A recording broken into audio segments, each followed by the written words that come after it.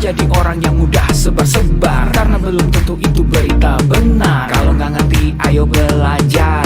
Mulailah curiga jika sudah suruh-suruh. Sebarkanlah, hey, tunggu dulu. Periksalah kalimat, kok banyak tanda seru.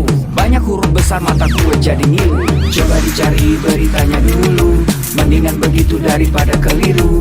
Apa untungnya sebar kabar palsu, daripada nanti kamu yang malu. Cek dulu, daripada nanti kamu yang malu. Cek dulu, siapa tahu hoax. Yup. Hello,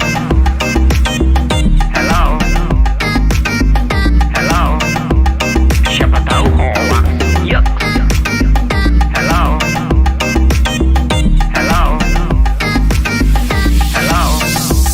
siapa tahu hoax. Hoax itu konten yang negatif, tujuannya itu ya provokatif. Paling cocok buat orang yang sensitif. Kalau ke gue ya gak efektif, tapi semua suka yang positif. Misalnya video yang inspiratif, meme yang lucu, itu juga sip. Positif, kreatif, dan produktif. Coba dicari beritanya dulu, mendingan begitu daripada keliru. Apa untungnya sebar kabar palsu, daripada nanti kamu yang malu. Cek dulu, daripada nanti kamu yang malu. Cek dulu, siapa tahu hoax. Yup. Hello,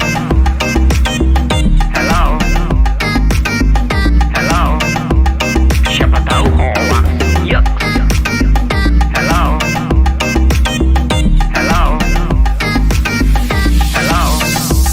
siapa tahu hoax.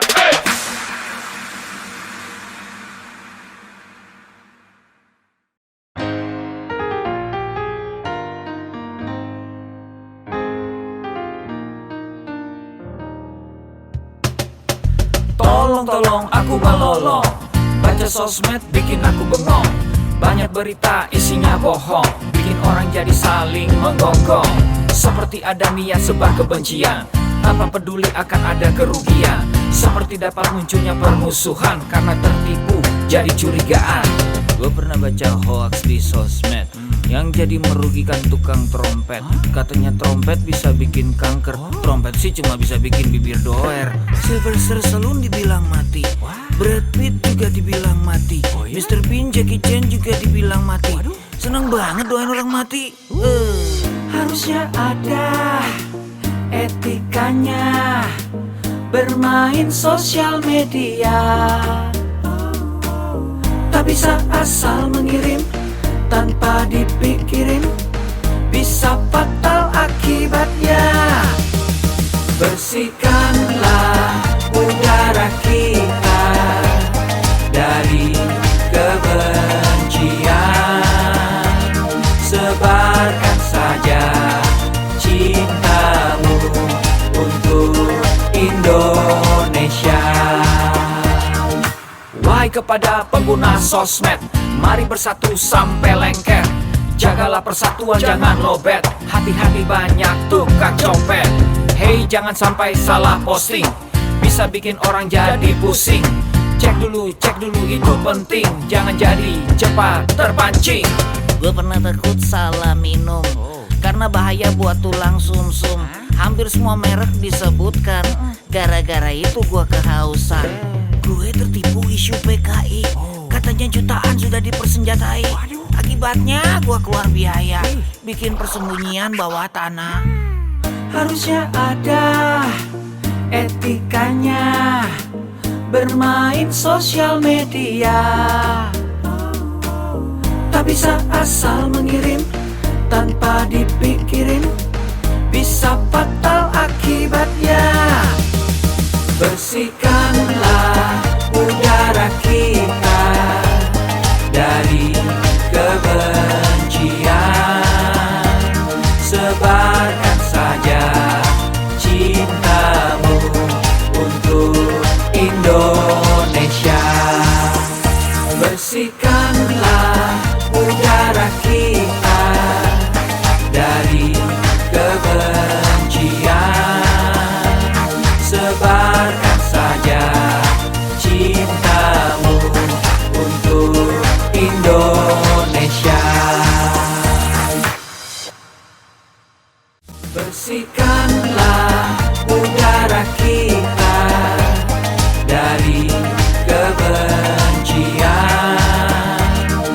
Tebarkan saja cintamu untuk Indonesia.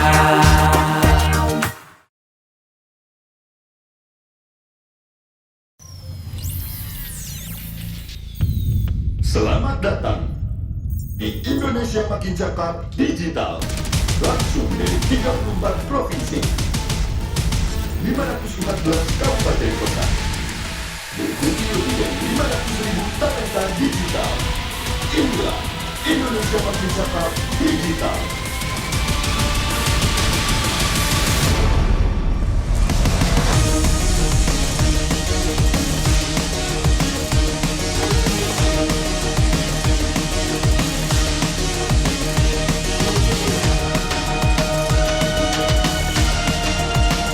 Saya luncurkan program literasi digital nasional hari ini.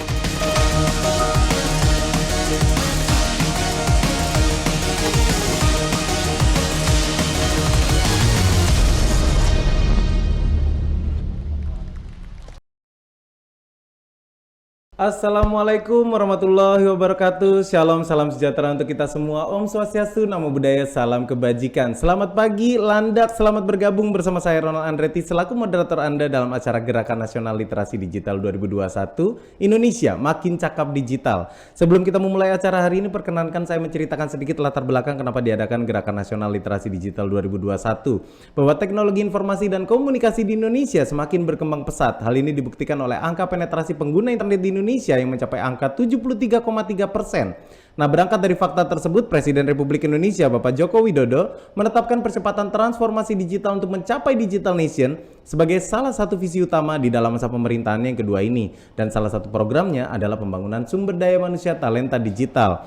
Nah, sesuai dengan arahan visi Presiden di atas, Kementerian Komunikasi dan Informatika bersama mitra jejaring GNLD Siberkreasi telah menyusun sebuah peta jalan literasi digital dari tahun 2021 hingga tahun 2024, di mana telah dirumuskan ada 4 kerangka yang nantinya akan diajarkan ke masyarakat, yaitu digital skills, digital safety, digital ethics, dan digital culture. Dan oleh karena itu, Kementerian Komunikasi dan Informatika, khususnya Direktorat Pemberdayaan Informatika, Direktorat Jenderal Aplikasi Informatika akan melaksanakan kegiatan literasi digital nasional di 34 provinsi, 514 kabupaten atau kota yang melibatkan 110 mitra strategi siberkreasi dan juga stakeholders terkait lainnya. Luar biasa ya. Dan sebagai peserta tentu saja ada beberapa tata tertib yang harus diikuti sampai acara ini selesai. Yang pertama adalah dimohon untuk tetap mematuhi dan mengikuti protokol kesehatan yang berlaku dimanapun Anda berada. Kemudian juga selama acara berlangsung, mohon untuk tidak menyela pada saat narasumber berbicara dan juga tidak mencoret-coret layar. Dan masing-masing peserta wajib mengerjakan pretest dan juga post-test, di mana nanti peserta baru mendapatkan e-certificate setelah mengisi post-test melalui link yang dikirimkan di kolom chat. Dan juga aplikasi Siberkreasi dapat Anda download di App Store dan juga di Google Play. Dan untuk hari ini sudah kami siapkan ada giveaway total 1 juta rupiah. Bisa untuk pertanyaan terbaik yang terpilih di sesi Q&A, ataupun untuk Anda yang screen capture kegiatan kita dan Anda posting di Instagram sesuai dengan format yang nanti Anda bisa pantau di kolom chat sepanjang acara ya, tenang aja. Dan juga untuk mengawali acara hari ini, bersama-sama kita akan menyanyikan lagu kebangsaan Indonesia Raya 3 stanza, diikuti dengan kita simak bersama video arahan dari Presiden Republik Indonesia Bapak Joko Widodo.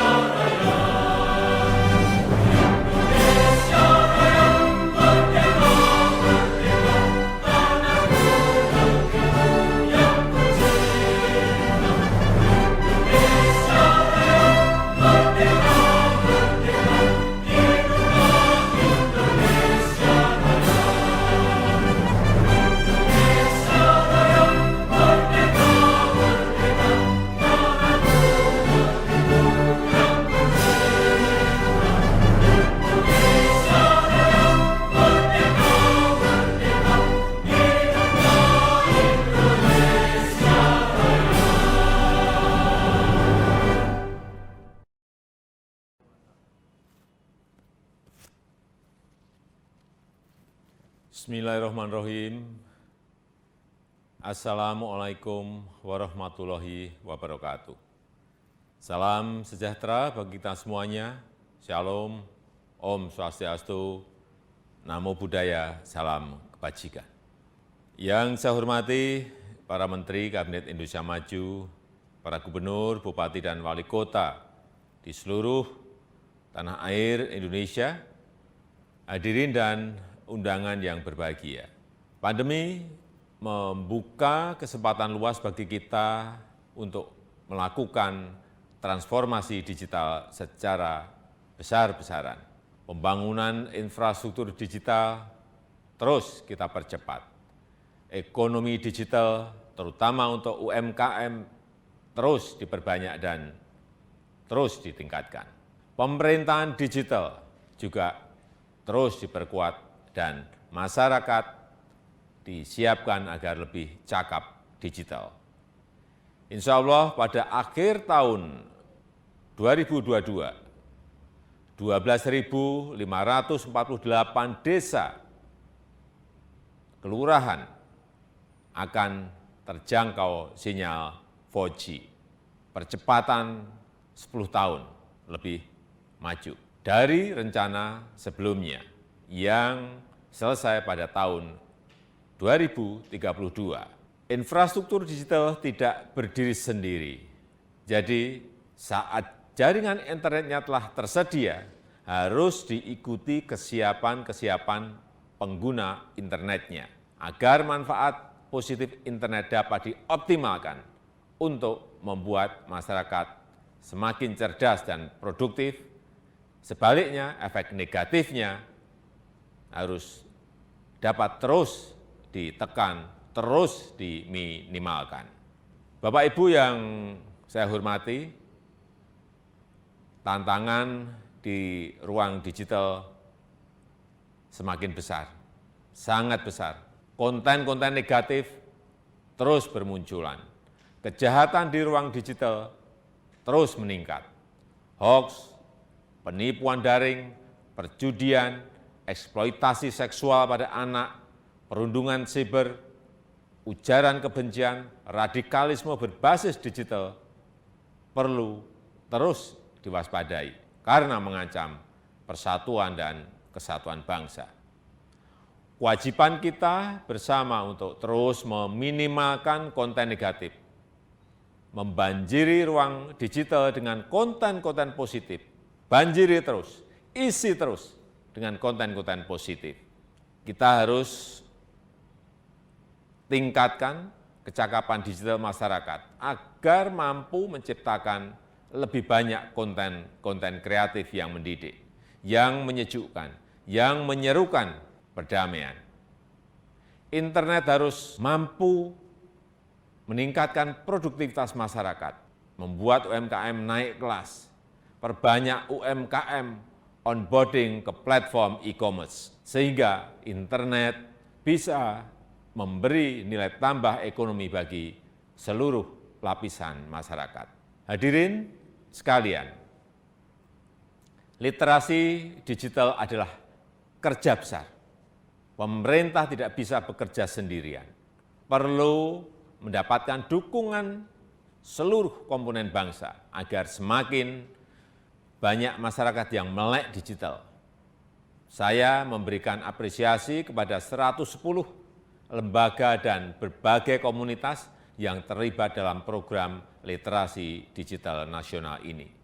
Saya harap gerakan ini menggelinding dan terus membesar, bisa mendorong berbagai inisiatif di tempat lain, melakukan kerja-kerja konkret di tengah masyarakat, agar makin cakap memanfaatkan internet untuk kegiatan edukatif dan produktif. Saya rasa itu yang bisa saya sampaikan, dan dengan mengucap Bismillahirrahmanirrahim, saya luncurkan program literasi digital nasional hari ini. Terima kasih. Wassalamualaikum warahmatullahi wabarakatuh. Om Santi Santi Santi Om. Namo Buddhaya.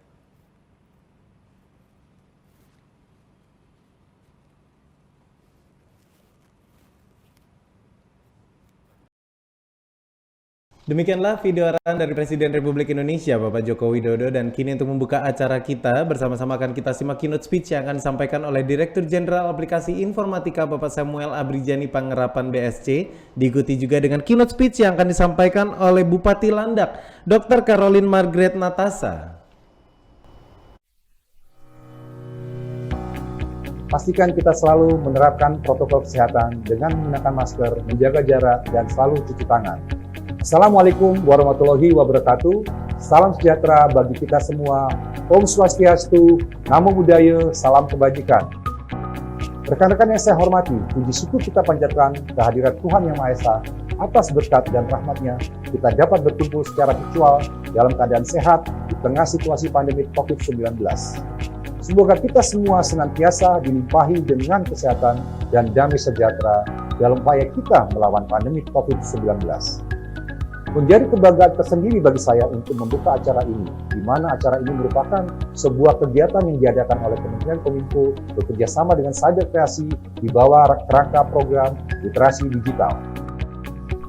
Sebagaimana yang telah kita ketahui bersama, kehadiran pandemi dan pesatnya perkembangan teknologi telah mengubah cara kita beraktivitas dan bekerja. Kehadiran teknologi sebagai bagian dari kehidupan masyarakat inilah yang semakin mempertegas bahwa kita sedang menghadapi era disrupsi teknologi. Untuk menghadapi hal tersebut, kita semua harus mempercepat kerjasama kita dalam mewujudkan agenda transformasi digital Indonesia. Rekan sekalian yang berbahagia, salah satu pilar penting dalam mendukung terwujudnya agenda transformasi digital adalah menciptakan masyarakat digital, di mana kemampuan literasi digital masyarakat memegang peranan penting di dalamnya. Sebagai tingkat paling dasar, kemampuan literasi digital merupakan kemampuan yang paling krusial dalam menghadapi perkembangan teknologi saat ini untuk mewujudkan masyarakat Indonesia yang tidak hanya mengenal teknologi, namun juga cermat dalam menggunakannya. Pada tahun 2020, Kementerian Kominfo bersama Kata Data melakukan survei status literasi digital nasional, mengacu pada kerangka literasi digital milik UNESCO. Kajian tersebut menunjukkan bahwa indeks literasi digital Indonesia ada pada angka 3,47 dari skala 1 sampai 4. Di mana hal itu menunjukkan bahwa indeks literasi digital kita hanya ada pada sedikit di atas tingkat sedang, namun belum mencapai tingkat baik. Untuk mencapai tingkat literasi yang baik, pemerintah tidak dapat bekerja sendiri.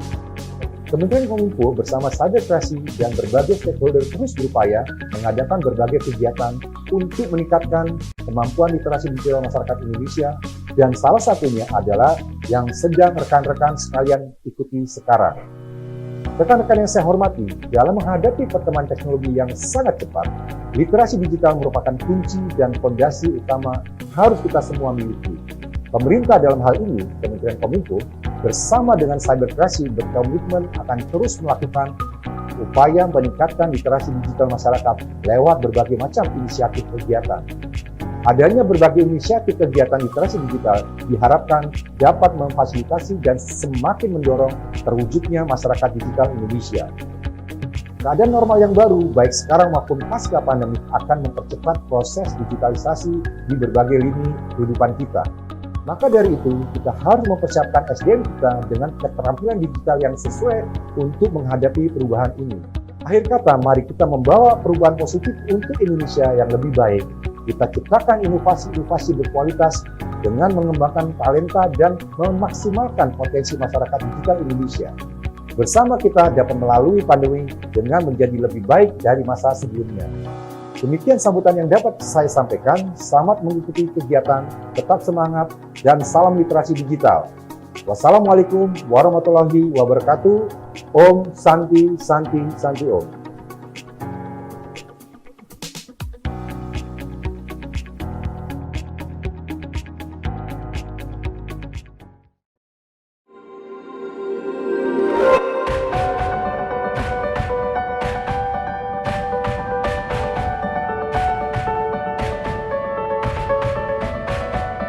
Program literasi digital bertujuan untuk membuat masyarakat cakap dalam menggunakan teknologi digital di tingkat dasar, media mahir, dan inklusif.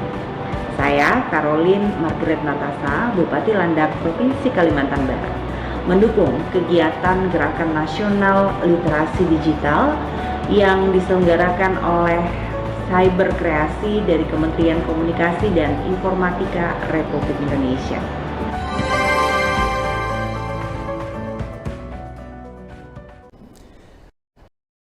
Terima kasih sekali untuk Bupati Landak yang telah membuka dan mendukung acara kita hari ini, dan bersama-sama sebelum memulai acara kita akan menundukkan kepala sejenak.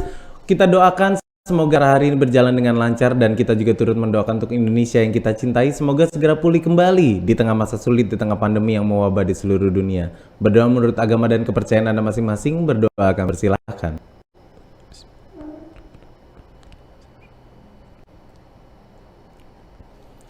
Amin, terima kasih, dan kini kita bisa segera memulai untuk literasi digital kita dengan topik besar kita adalah kenali beritanya, tangkal hoax bersama literasi digital. Dan kali ini langsung saja untuk menyapa narasumber kita yang pertama untuk berbicara soal keamanan digital. Nah, kali ini kita akan bahas soal main aman saat belanja online. Dan kali ini kita langsung menyapa narasumber kita yang pertama, seorang content creator sosial media, ada Doro Kakung. Halo, apa kabar Ronald? Kabar baik, Doro Kakung. Terima kasih sudah meluangkan waktu berbagi bersama teman-teman Landak hari ini. Nah, kali ini kita bahas nih soal yang namanya belanja online. Kalau misalnya udah ngomongin soal belanja online, kayaknya berhari-hari selama pandemi, udah ngomong tahunan juga yang bergeser. Tadinya kita masih bisa berangkat ke pasar, sekarang udah belanjanya ada pasar online. Kita pengen makan, tiba-tiba makanannya udah dianterin ke rumah lewat belanja online. Belum lagi pengen belanja kebutuhan lain nih, sekunder ataupun primer, sekarang semuanya udah serba online. Nah, pergeseran-pergeseran seperti ini, untuk yang masuk kategori untuk belanja online, menurut Doro Kakung sendiri gimana pergeserannya di dunia digital saat ini? Oke, baik, terima kasih. Assalamualaikum warahmatullahi wabarakatuh, dan selamat pagi teman-teman di Kabupaten Landak. Benar sekali apa yang dikatakan oleh Ronald tadi ya, bahwa aktivitas dan kegiatan pekerjaan sehari-hari kita sudah berubah ya, tidak hanya ketika pandemi, tapi juga sudah sejak mungkin lebih dari 10 tahun terakhir ini ya, bagaimana kita terutama belanja yang atau disebut sebagai belanja online gitu ya. Nah, ini yang menarik nih Ronald dan teman-teman sekalian, di masa pandemi ini ya, tren belanja online terus mengalami peningkatan ya, seiring dengan tidak hanya perkembangan pandemi, tapi juga teknologi transaksi digital yang begitu masif sekarang. Nah, kecenderungan orang berbelanja ini memang makin bertambah atau berlipat ya ketika pandemi yang tidak hanya terjadi di Indonesia tapi di seluruh dunia. Kenapa ini bisa mempengaruhi kehidupan? Karena pandemi ini membuat orang harus di rumah gitu ya, terutama di daerah-daerah yang level status kegawatannya itu katanya PPKM itu level 4 gitu, dan 3. Orang tidak leluasa belanja maupun beraktivitas di luar rumah. Kalaupun ke pasar atau ke mall, pengunjungnya dibatasi, jam bukanya juga dibatasi juga. Nah, dalam situasi seperti inilah belanja online atau belanja daring menjadi pilihan yang lebih masuk akal, aman dan nyaman ya. Dan ada sesuatu yang menarik dari laporan Hootsuite dan We Are Social ya, terakhir ya, laporannya bertajuk Wajah Digital di tahun 2021. Menurut lembaga tersebut, sebanyak 87,1% pengguna internet di Indonesia telah membeli berbagai macam produk ya ataupun jasa ya melalui daring atau internet, dan angka ini terus bertambah. Nah, kategori produk yang paling banyak dibeli secara online, kata lembaga tersebut, adalah ini makanan ya. Sehari-hari kita makan 3 kali ya. Donat mungkin lebih ya dari 3 kali ya, mungkin 5 karena masih usia perkembangan. Selain makanan apa? Kecantikan, produk-produk kecantikan, lipstick, bedak gitu ya, eyeliner, intinya skincare lah gitu ya. Itu yang membuat wajah Ronald itu glowing terus ya karena skincare-nya. Produk-produk perawatan pribadi, fashion ya, baju, celana, sepatu ya, kemudian barang-barang elektronik seperti handphone, ya, kemudian furniture juga banyak dibeli, Ya. selain video games dan permainan digital lainnya. Nah, dari sisi pembayaran digital ini juga menunjukkan sebuah perubahan yang besar. Ini angka dari Bank Indonesia mencatat bahwa pertumbuhan pembayaran digital masyarakat selama pandemi ini meningkat tajam, Ronald, ya.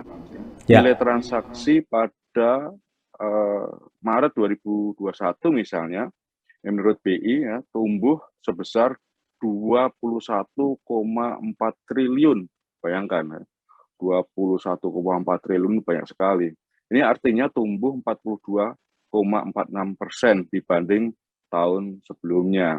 Nah, Bank Indonesia juga mencatat bahwa volume transaksi digital banking terus meningkat pada Maret 2021.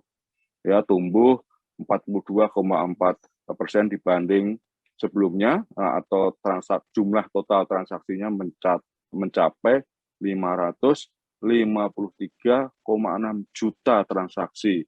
Bayangkan ya, ini artinya kurang lebih orang Indonesia itu minimal belanja 2 kali lewat online. Nah, masifnya atau banyaknya jumlah masyarakat yang melakukan belanja online tentu saja tidak terlepas dari kemudahan pembayaran secara digital. Begitu, Renald, kira-kira gambaran perubahan yang terjadi di era belanja online. Betul, tapi tentunya untuk sistem pembayaran pun baik dari sisi pembelanjaan ini karena ada banyak faktor yang mempengaruhi, karena belanja online ini ada beberapa elemen yang harus terpenuhi sebetulnya. Yang pertama adalah tempat untuk belanjanya. Yang pertama, tadinya mungkin hanya ada beberapa, kemudian akhirnya mungkin karena begitu banyak data yang masuk bahwa pengguna internet yang berbelanja online semakin banyak, akhirnya sekarang maraknya adalah banyak aplikasi untuk membuka e-commerce baru nih, untuk membuka mall baru. Tiba-tiba ayo ditawarin untuk ikut, ayo gabung sini kita buka mall online baru nih, Anda bisa punya lapak baru, Anda bisa punya mall baru, punya Anda sendiri, Anda bisa bergabung langsung aja jualan dengan produk-produk Anda. Itu dari sisi penyedia tempat atau medianya. Ditambah lagi transaksi online-nya juga banyak nih, mulai dari pilihan COD, ada yang bayarnya entar-entar aja, terus ada yang lu boleh nyicil-nyicil entar-entar aja, ada yang nyicil separoh, nyicil entar, pokoknya hitungan dalam, pokoknya semakin banyak transaksinya. Nah, menurut Ndoro Kakung sendiri, semua elemen ini kelebihan dan kekurangannya apa nih untuk berbelanja online? Kemudian juga apa yang harus diperhatikan oleh pengguna atau user seperti kita untuk berbelanja online supaya tetap aman nih? Ya, pertanyaan yang menarik ini ya. Nah, di era ketika ada berbagai macam tempat yang menyediakan toko begitu ya. Ya. Ini bagi pembeli terutama ya. Bagi pembeli terutama harus pintar-pintar memilih di mana loka pasar atau tempat belanja yang bisa dipercaya. Ya, saran saya sih ya pilihlah tempat-tempat di mana orang memang banyak berbelanja, yakni loka pasar. Meskipun demikian, teman-teman juga sebagai konsumen, sebagai calon pembeli, bisa juga bertransaksi langsung kepada para penjual atau seller atau merchant yang membuka toko masing-masing di platform media sosial seperti Facebook, Instagram, gitu ya, dan seterusnya. Nah, di platform media sosial ini kan juga banyak para penjual yang menawarkan dagangannya atau juga hanya menjualkan barang orang lain. Nah, dalam situasi seperti ini harus pinter-pinter tuh memilih siapa sih yang bisa dipercaya. Dari sisi penjualnya juga harus memperhatikan bahwa dia harus membangun kepercayaan, kredibilitas juga dari konsumen. Nanti Indi akan menjelaskan bagaimana membangun personal branding ya, yang ini juga perlu dibangun oleh para penjual, karena bagi konsumen itu kan yang dipegang adalah kepercayaan ya, menyangkut barang yang dipesan dan akan dibeli. Nah, kemudian selain masalah lokasi dan tempat dan penjual, yang harus diperhatikan juga adalah keamanan transaksi karena ini adalah transaksi digital. Transaksi digital ini kan uangnya nggak kelihatan ya, Ronald ya. Kita hanya buka aplikasi, mungkin lewat internet banking. Nah, kemudian kita mentransfer sejumlah uang kepada penjual. Nah, bagaimana kita bisa memastikan bahwa penjual tersebut adalah penjual yang baik, yang jujur, yang tidak menipu. Nah, salah satu caranya adalah mengecek rekening tujuan yang dimiliki oleh para pedagang tersebut. Caranya bagaimana? Jadi teman-teman kalau mau memberi barang misalnya Ronald jualan barang, terus dia oke nanti uangnya ditransfer ke nomor rekeningnya Ronald, nomornya sekian-sekian di bank A, B, C misalnya. Nah, teman-teman harus ngecek dulu nih, rekeningnya Ronald ini memang rekening yang valid, yang tidak pernah digunakan untuk menipu atau tidak. Caranya dengan membuka situs milik Kominfo. Ya, ini cek rekening .id atau cek rekening.id. Nah, nanti setelah dibuka, masukkan nomor Ronald itu. Nanti akan secara otomatis nanti akan keluar rekomendasi dari situs tersebut. Apakah situs Ronald, rekening Ronald ini belum pernah digunakan untuk menipu atau memang seringkali dipakai. Ini ada banyak laporannya itu di situ kalau memang rekening tersebut memang sering digunakan oleh Ronald misalnya ya, saya ambil contoh Ronald ya untuk menipu. Jadi teman-teman bisa memastikan keamanan transaksinya, pengiriman uangnya ke rekening penjual ya dengan ngecek rekeningnya dulu.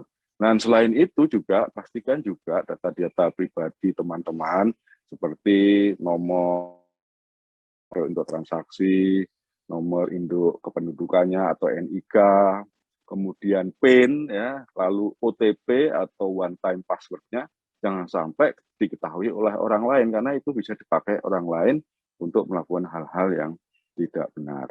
Demikian Ronald beberapa tips tadi mengenai soal transaksi digital. Ya.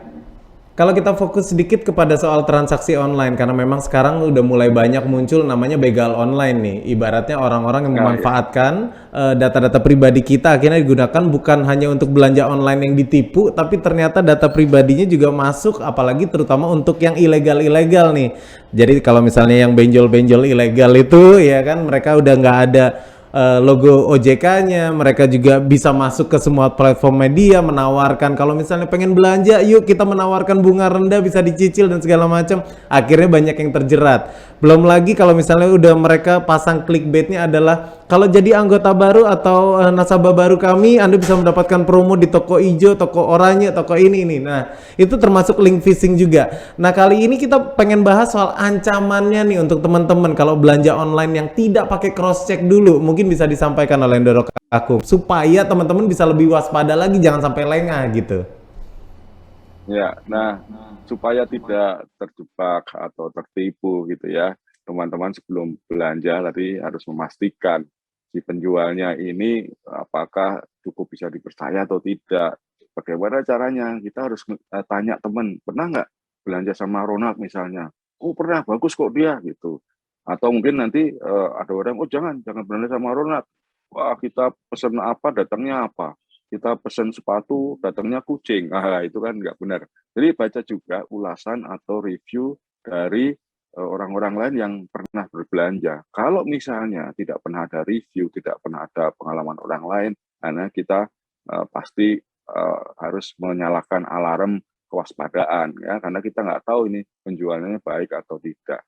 Jangan juga teman-teman selalu tergiur dengan harga murah, ya, apalagi kalau pas ada apa itu hari belanja nasional, ya kan, wah ada banyak orang sepatu harga miring, sepatu ori gitu ya harga murah, ini jangan sampai tergiur ya, karena biasanya orang-orang yang membuat kata-kata yang menggoda seperti yang disebut Ronald tadi itu biasanya bisa memanfaatkan efek psikologis orang yang pengen harga murah.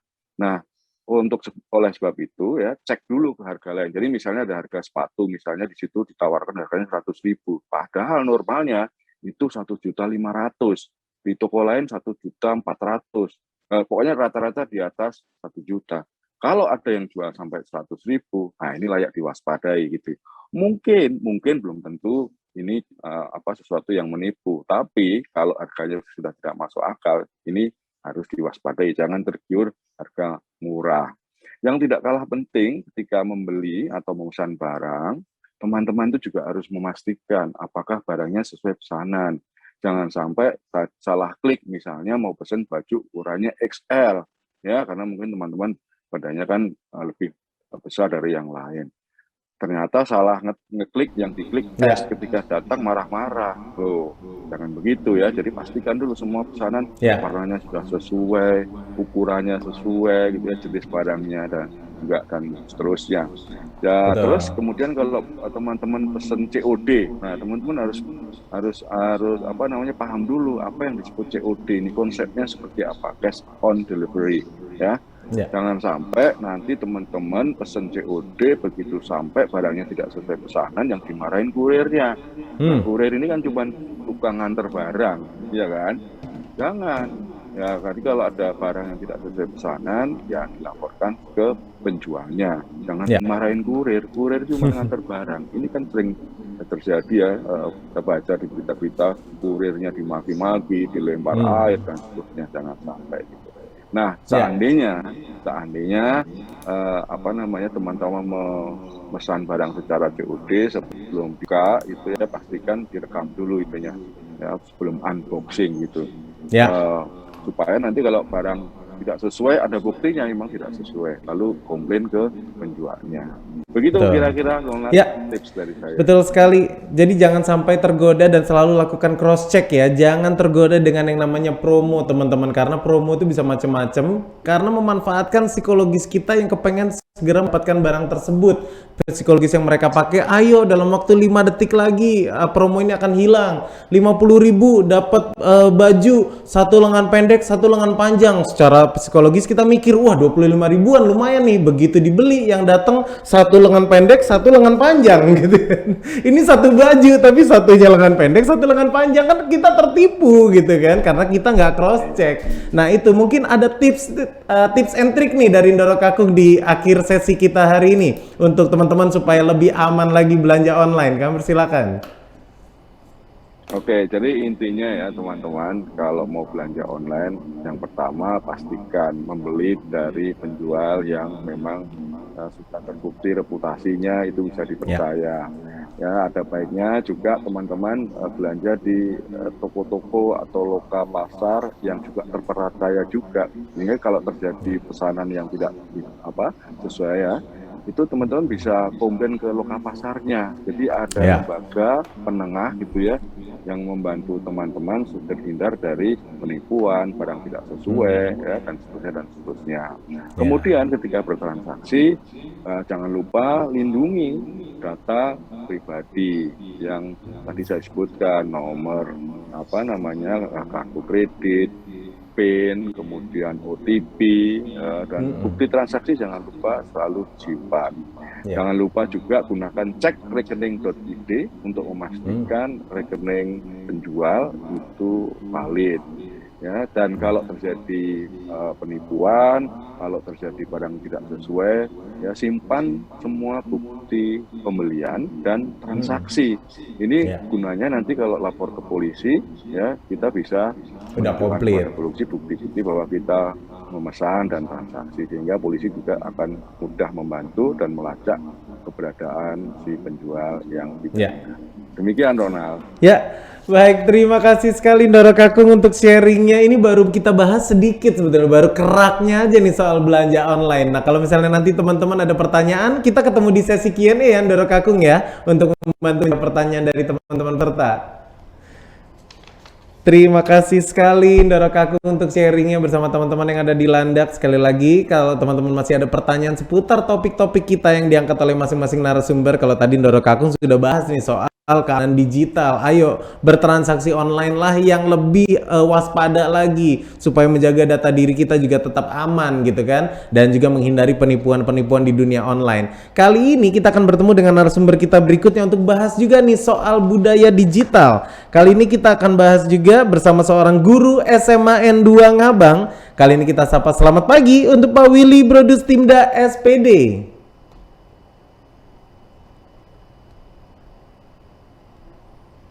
Selamat pagi Pak Willy. Kita coba tersambung dengan Pak Willy kembali. Ya, pagi. Ya. Baik, Pak Willy, pagi hari ini boleh dong sharingnya nih soal belajar agama di dunia maya untuk teman-teman yang ada di Kabupaten Landak. Kami persilakan.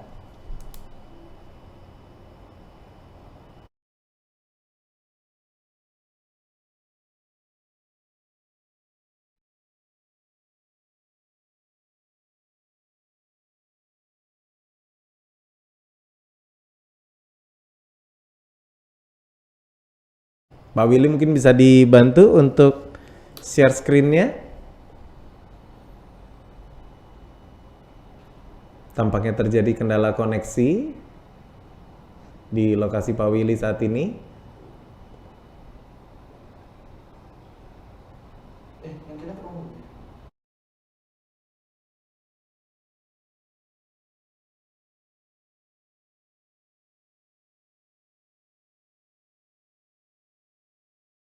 Ruang Abang, Kabupaten Landak, Kalimantan Barat.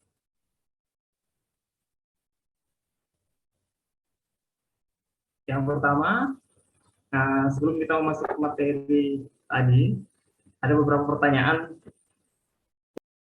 untuk kita menjadi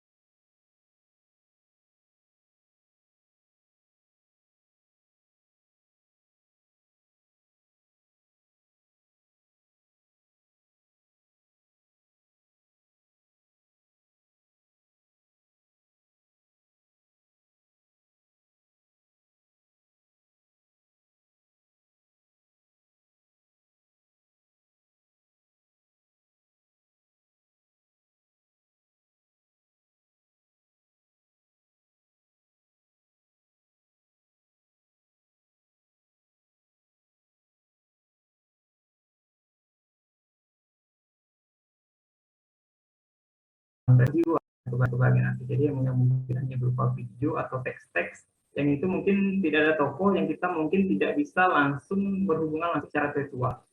Nah itu yang mungkin kita tidak memiliki kebahagiaan akhirnya ketenangan jiwa dalam kita belajar agama di media sosial ya. Lalu tidak mendapat contoh tadi seperti dikatakan di awal, contoh langsung dari akhlak dari tokoh agama yang bersangkutan, karena mungkin kita tidak kenal dari tokoh yang membuat dari konten, dari literasi yang mungkin itu dibuat yang akan diposting di namanya. Lalu yang tidak ada gurunya tadi kemungkinan maka kita akan banyak lebih salah paham. Nah, berikutnya juga belajarnya mungkin tidak akan sistematis sehingga kita tidak akan mendapatkan konsep yang utamanya dalam belajar agama tadi. Ada yang berikut adalah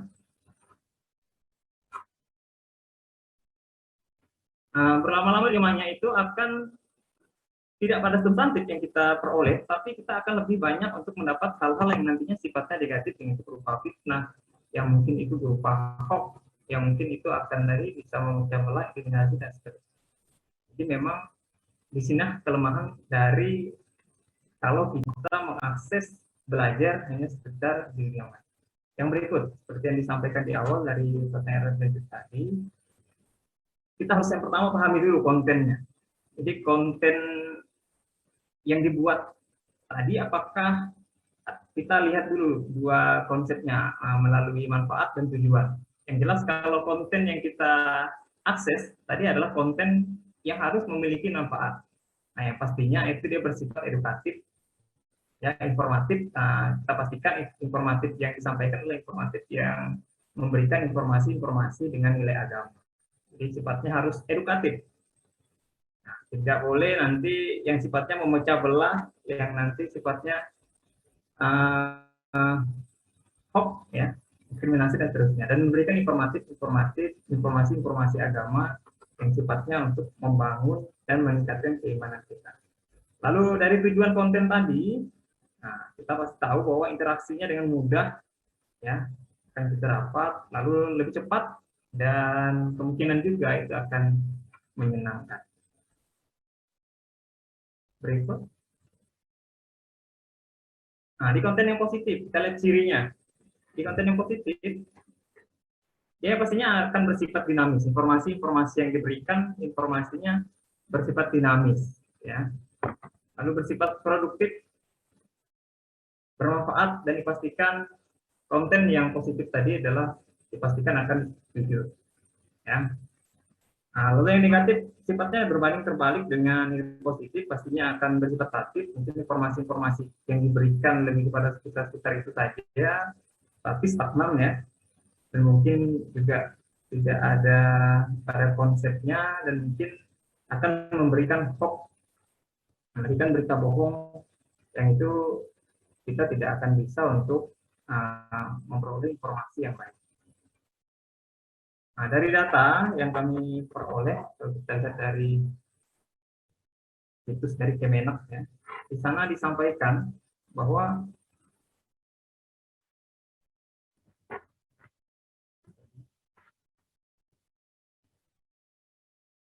nah, ini kita kutip dari hasil penelitian menurut Gabriel Weimann pada tahun 1998.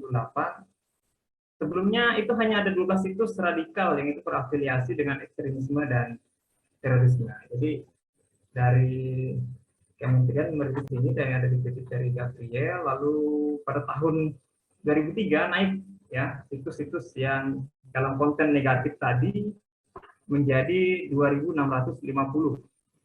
Lalu pada 2014 kembali di angka 9.800. Nah, jadi kita harus tadi melihat pada konten yang betul-betul konten yang bersifat baik, ya, bersifat positif. Kita harus cari, kita harus searching, ya, dan kita harus tahu tadi sifat dari konten yang mau kita cari. Lalu dari Kementerian Agama ini mensosialisasikan tentang di layout di berandanya tentang moderasi keagamaan, ya. Moderasi yang dimaksud itu adalah cara pandang, sikap, ya. Jadi saat kita membuka situs, jadi kita harus lebih hati-hati, ya, dilihat bahwa ajaran agama itu pastikan akan melindungi martabat kemanusiaan, membangun kemaslahatan, ya, berdasarkan prinsip adil, berimbang, ya, menaati konstitusi sebagai kesepakatan berbangsa. Jadi kalau para konsep itu tidak dipakai dalam konten-konten yang dibuat, ya dipastikan informasi itu tadi tidak akan baik ya. Jadi kita harus lebih selektif ya. Kita tahu ya, cari informasi-informasi yang itu harus ya sifatnya untuk membangun gitu ya.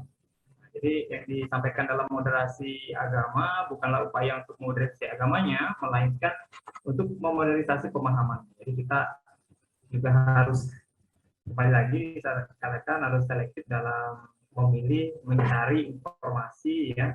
Di zaman pandemi ini banyak yang sifatnya informasi di media sosial, yang video ya, kita bisa langsung live streaming untuk mendapatkan informasi langsung dengan tokohnya yang mungkin bisa langsung berinteraksi dengan tokohnya. Ini kami sampaikan, kami ambil dari situs kementerian ya, beberapa agama yang diakui di Indonesia, ada 6 agama dengan situs-situsnya. Kita juga ini menjadi referensi untuk kita bisa belajar ya di situs Kementerian Agama. Sini ada informasi-informasi yang berkaitan dengan masing-masing keagamaan kita. Begitu saja, saya rasa cukup dari materi yang kami sampaikan. Terima kasih. Sepenuhnya kami kembalikan kepada moderator.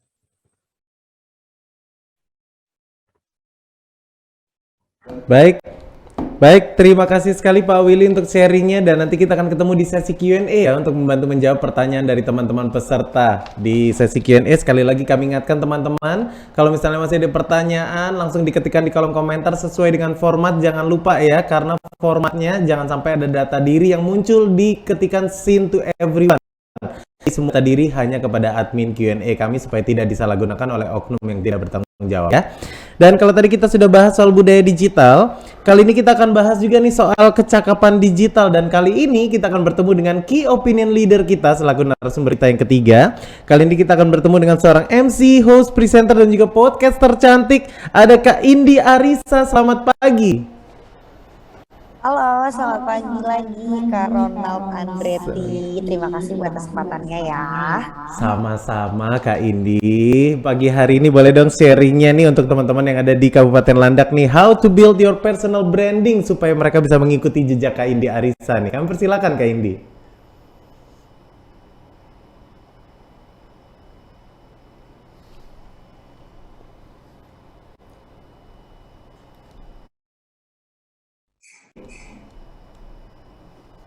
Ya, oke teman-teman, aku mulai ya. Selamat pagi sebelumnya, salam kenal buat teman-teman yang ada di Kabupaten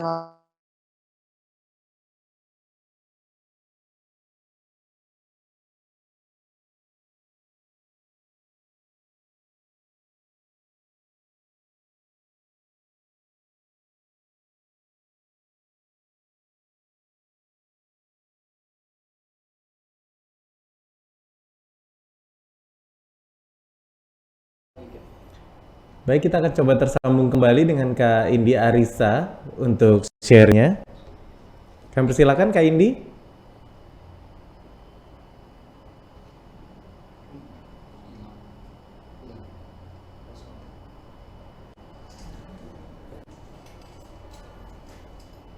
Baik, sambil kita coba untuk menantikan tersambung kembali dengan Kak Indi Arissa. Teman-teman jangan lupa untuk nanti kita akan memilih dan mengumumkan siapa saja para calon peserta yang akan menerima verifikasi dan juga untuk menerima giveaway dari kita masing-masing Rp100.000. Sambil menantikan, ya akan coba tersambung kembali. Kak Indi, selamat pagi. Oke. Iya, terima kasih Kak Ronald sudah mengulur waktu ya atas jaringan aku yang barusan tersendat. I feel you. Udah terbiasa kena tarik ulur kok Kak, silakan. Ya, mungkin di belakang itu LO udah kayak Kak Ronald terus gitu kan ya. Ya udah ya, mari sekarang Siap. aku. Oke. Selamat pagi teman-teman Kabupaten Landak. Terima kasih atas waktunya ya. Hebat sekali pagi-pagi sudah bangun dan sudah siap untuk menerima materi. Mudah-mudahan hari ini hari Senin hari yang bagus untuk kita start the week, dan juga mudah-mudahan bisa bermanfaat ya karena diisi dengan ilmu-ilmu yang teman-teman bisa dapetin dari literasi digital 2021 ini spesial buat Kabupaten Landak, Provinsi Kalimantan Barat. Nah, untuk kesempatan kali ini saya lagi perkenalkan, namaku Indi Arissa, dan hari ini Indi akan bagi-bagi pengalaman tentang gimana caranya kita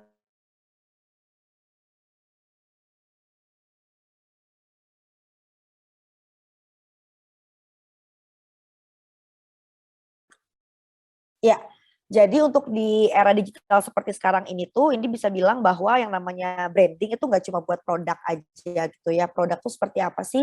Produk itu as if dia adalah barang mati gitu ya, barang yang jadi yang dijual misalnya hand sanitizer seperti ini. Tapi ternyata kita juga bisa nge-branding loh kita seperti apa dan pengen dikenal sebagai apa sama orang lain sehingga itu nanti bisa membantu untuk karir kita dan pekerjaan kita ke depannya gitu karena orang jadi tahu specialty kita tuh apa dan nanti ketika orang membutuhkan sesuatu, let's say jasa kita itu mereka pasti kepikirannya adalah kita gitu ya.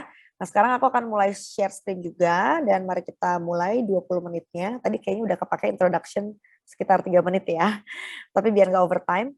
Nah, yang akan dibagikan kali ini adalah sekali lagi how to build your personal branding. Ini adalah gimana caranya teman-teman bisa membedakan apa yang kelebihan kalian punya dibandingkan dengan orang lain. Kenalin dulu, tak kenal maka kata sayang. Aku punya pengalaman sebetulnya lama memang di dunia broadcast. Jadi dulu dari zaman kuliah, kebetulan aku kuliahnya di Bandung. Itu aku memang sudah terjun di media karena pada saat itu ngelihat senior-senior aku tuh banyak yang kerjanya di media gitu ya. Jadi reporternya TV-TV berita nasional, kemudian juga banyak yang jadi penyiar radio gitu. Dan at that time aku ngerasa kayaknya organization experience aku selama di SMA itu udah cukup. Jadi marilah kita mencari yang lebih cuan gitu ya pada saat kuliah. Aku pengen dapat experience tapi udah pengen dapat fee juga gitu. Makanya akhirnya waktu itu nyoba-nyoba untuk ikutan masukin CV segala macam dan mencoba untuk kerja part time karena ini juga adalah salah satu profesi yang menurut aku bisa dilakukan secara part time ya. Jadi bisa sambil siaran, bisa sambil nge-host tapi sambil kuliahnya juga lancar. Nah, jadi ya, dengan pengalaman aku di media seperti televisi lokal dan juga di radio ya. Itu juga ternyata akhirnya ngebikin aku cukup dekat dengan dunia digital.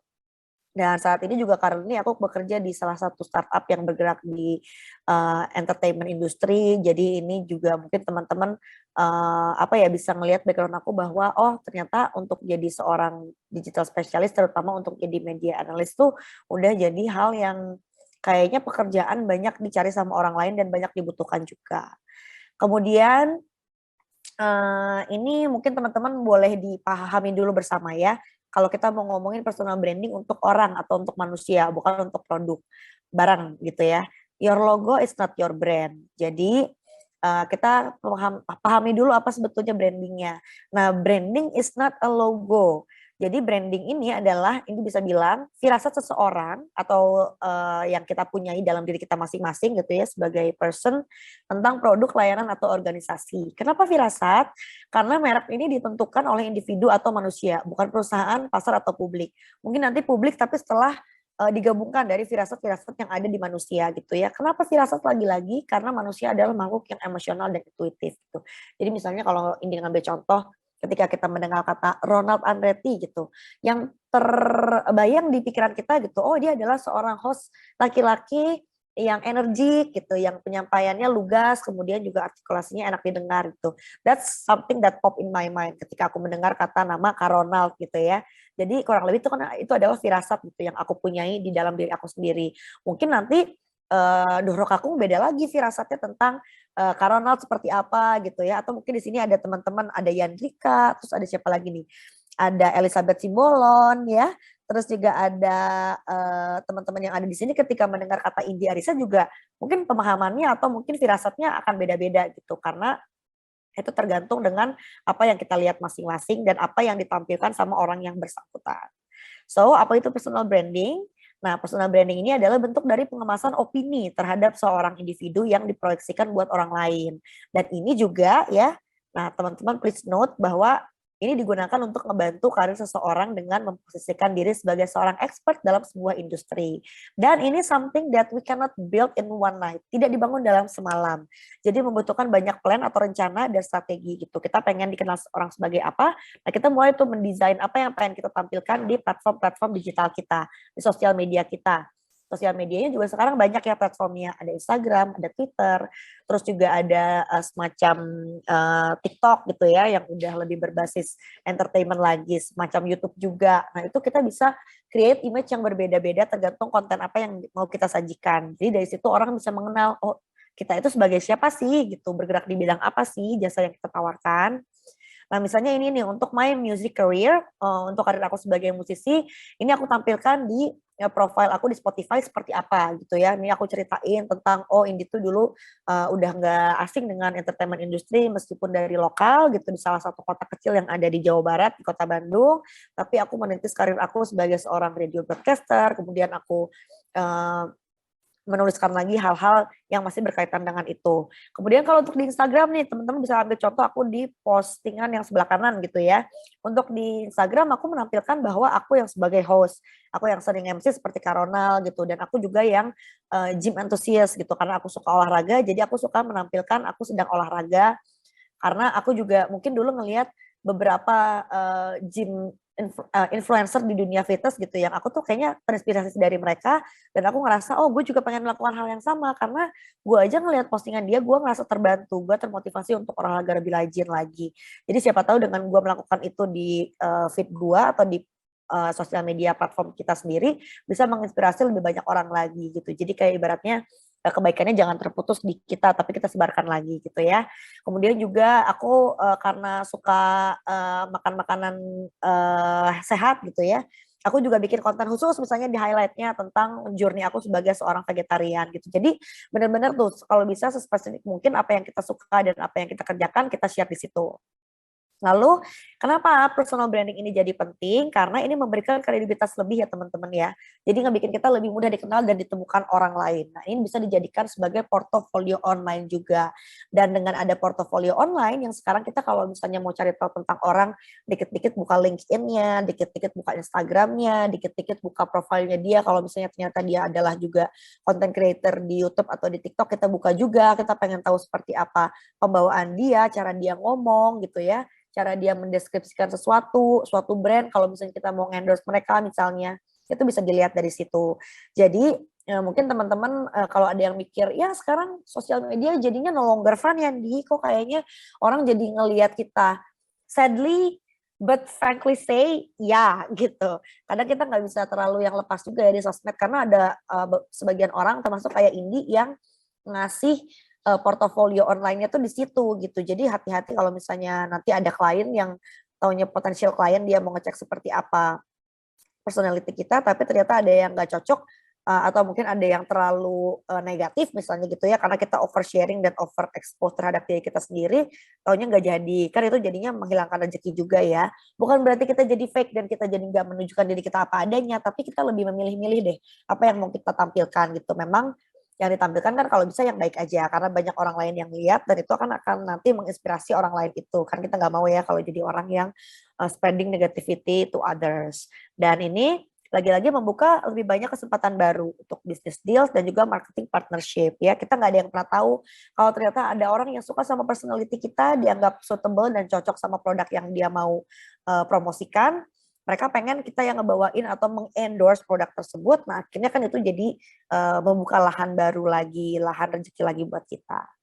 Nah ini misalnya contoh lagi buat apa yang aku kerjain di YouTube. Untuk di YouTube aku lebih ke brand-brand beauty. Jadi aku lebih banyaknya nge-review skincare dan juga nge-review make up gitu. Ini lagi-lagi yang aku temukan bahwa oh ternyata gue nyaman di sini, gue suka di sini, dan akhirnya jadi semi expert di sini gitu. Jadi lagi-lagi buat teman-teman yang pengen mencari tahu personal brandingnya seperti apa, itu teman-teman bisa start dari apa yang kalian sukai dulu. Nah, kemudian gimana cara meningkatkan personal branding? I would say fake it till you make it. Kalau teman-teman ngerasa mungkin gue pengen jadi seorang YouTuber gitu ya, yang seperti Atta Halilintar, let's say gitu ya. Ya, lakukan apa yang seperti dia lakukan gitu dengan ngupload satu video per hari gitu. That is a hard work gitu. Jadi itu juga sebuah usaha yang gak main-main ya teman-teman. Nah kalau misalnya teman-teman pengen menjadikan teman-teman orang yang seperti itu, ditelaah tuh dibedah gitu. Kira-kira untuk jadi seperti itu apa yang harus kita lakukan day by day-nya, per harinya gitu ya. Rasain gitu kayak ibaratnya gue adalah seorang videografer terkenal gitu ya, yang karyanya banyak di mana-mana. Ya rasain kalau misalnya mau jadi videografer terkenal yang karyanya banyak di mana-mana, kira-kira dia ngerjain satu video dalam sehari itu berapa gitu. Kalian lakukan dari situ. Lalu kalau mau lebih gampang lagi, cari tahu aja siapa diri kita. Nah ini ada beberapa poin yang teman-teman bisa lakukan. Ask yourself. Misalnya di bidang pekerjaan apa yang aku unggul, kemudian juga apa yang kira-kira memotivasi aku nih untuk melakukan hal tersebut. Yang biasanya kita tuh bisa ngelakuin itu selama berjam-jam sampai kita kayak ibaratnya lupa gitu. hal yang lain, bahkan ada yang sampai lupa makan, tapi jangan dicontoh ya. Karena kita tuh beneran suka melakukan itu dan sampai lupa waktu. Jadi semacam ada perasaan I don't know where did I get that energy, tapi kayak ada sengatan listrik gitu ketika kita melakukan hal itu, kita seperti tenggelam di dalamnya ya. Kemudian kalau misalnya udah mulai develop dan jasa kalian udah mulai digunakan, cari tahu kira-kira project apa yang memerlukan bantuan aku berulang kali. Yang repeat order kira-kira apa gitu ya. Kemudian project apa yang itu tadi ya, balik lagi ke waktu, dimana kita bisa tenggelam dalam waktu dan kita bisa melakukannya selama berjam-jam tanpa merasa lelah karena ada kesukaan di dalamnya. Lalu kita bisa tentukan audiens kita juga, kita pengen grab market yang seperti apa, orang-orang seperti apa yang ingin dijangkau, kemudian lebih spesifik lagi jenis kelaminnya seperti apa. Mungkin ada yang aku pengen lebih banyak market ceweknya nih, karena cewek itu kan lebih potensial bayar ya dibandingin cowok gitu, lebih konsumtif misalnya. Boleh gitu ditentukan. Berarti konten-konten yang lebih diperbanyak adalah yang biasanya menarik cewek ya, kayak how to gitu. Gimana cara masak samyang? Gimana cara menanam dan merawat tumbuhan monstera sampai dia daunnya banyak gitu. Nah, kalau cewek-cewek tuh lebih suka yang hal-hal detail dan step by step kayak gitu. Kemudian rentan usianya mau yang seperti apa, mau yang anak muda atau ABG, mau yang dewasa muda, misalnya range-nya dari umur baru kuliah ya 23 sampai 35 tahun gitu, atau mungkin yang adult 40, itu bisa kalian tentuin juga. Kemudian tinggalnya di mana, di perkotaan atau di kabupaten, kotanya juga kota besar kah atau kota-kota secondary gitu, itu bisa kita tentuin juga. Lalu semakin cepat kita menentukan penontonnya, maka semakin mudah juga buat kita akhirnya ngebikin narasi seperti apa yang pengen kita tampilkan di platform sosial media kita ya. Jadi semakin spesifik itu semakin bagus. Teman-teman kalau misalnya ragu gitu dengan apa yang kalian kerjakan, misalnya aku suka nih di sini, tapi emang ada marketnya, jangan khawatir. Semua ada marketnya. Kalau kata efek rumah kaca, pasar bisa diciptakan ya. Jadi teman-teman, justru yang dibutuhkan di sini adalah senis mungkin atau sespesifik mungkin. For example aja, lebih mahal yang mana? Dokter umum atau dokter spesialis jantung? Pasti beda kan ya. Ini kalau misalnya teman-teman butuh untuk lebih diyakinkan lagi gitu ya, di online platform atau di marketplace atau di e-commerce itu bahkan daun bambu aja ada yang jual harganya 100 perak atau 150 perak gitu ya. Sampai undur-undur aja ada yang jual. Jadi teman-teman jangan khawatir atas jasa apa yang kalian tawarkan. Pasti semua orang akan ada yang butuh dan semua orang nanti akan ada yang nyari. Tinggal kita menentukan marketnya aja. Jadi kalau kita ngomongin kayak apa ya, ibaratnya karya gitu, semua tuh nggak ada yang jelek loh guys. Cuma kadang salah market aja. Nah jadi itu please di note ya. Kalau selama ini kalian belum make it, mungkin marketnya aja yang salah gitu. Dan juga jangan lupa untuk perluas jaringan. Ini salah satu yang aku lakukan juga untuk membuat podcast aku gitu. Ini adalah podcast sebagai wadah yang aku lakukan untuk aku memaintain klien-klien aku. Misalnya nih kayak aku collab sama beberapa musisi, kemudian juga aku collab sama konten kreator yang lain, misalnya sama teman-teman Ghostbuster, jurnal Risa kayak gitu ya. Karena sebetulnya itu adalah teman-teman yang aku temukan in real life, dan aku pengen bikin satu karya di mana aku bisa selalu ngerasa inspired dari mereka. Ya udah, obrolan kita rekam aja dalam sebuah podcast gitu. Jadi ini adalah podcast yang aku lakukan dengan teman-teman penyiar dan ex-penyiar lainnya, supaya nanti kalau gue butuh ingat-ingat kata-kata mereka yang inspiratif supaya bisa keren kayak mereka, nah kita dengerin lagi aja di podcastnya gitu ya. So kesimpulannya, just be yourself ya. Jadi diri sendiri itu butuh tingkat kepedean ya, alias usaha dan juga keyakinan. Kalian tetap lakukan secara konsisten aja, terus berkarya apapun yang kalian lakukan, dan jangan merasa kayak personal branding itu untuk seseorang yang di depan layar gitu, as if mereka adalah artis gitu.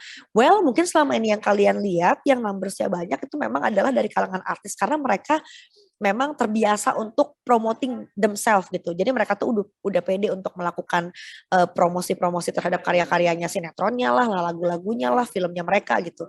Sedangkan kita orang-orang yang di belakang layar kok kayaknya nggak punya ability atau kemampuan untuk self promote segitunya. Yang itu yang justru menjadi jawaban ya kenapa nggak banyak yang famous gitu ya. Padahal ini kesempatannya udah terbuka di era digital, itu udah nggak ada melihat lo siapa, lo dari mana, semuanya punya chance atau kesempatan yang sama. Jadi ini waktunya teman-teman untuk makin semangat dalam mengerjakan apa yang kalian suka ya. Fokus aja dengan karya kalian.